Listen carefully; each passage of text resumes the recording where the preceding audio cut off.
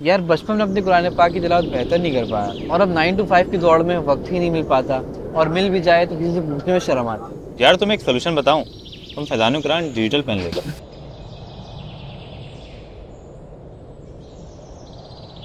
कि तिफ्लुल कुरान ऑप्शन से तुम कारी साहब के बाद रिपीट करके अपनी अदायगी दोबारा बेहतर कर सकते हो।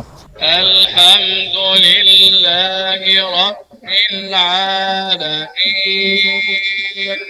अल्हम्दुलिल्लाहि रब्बिल आलमीन। वो भी अकेले अपने कंफर्ट जोन में।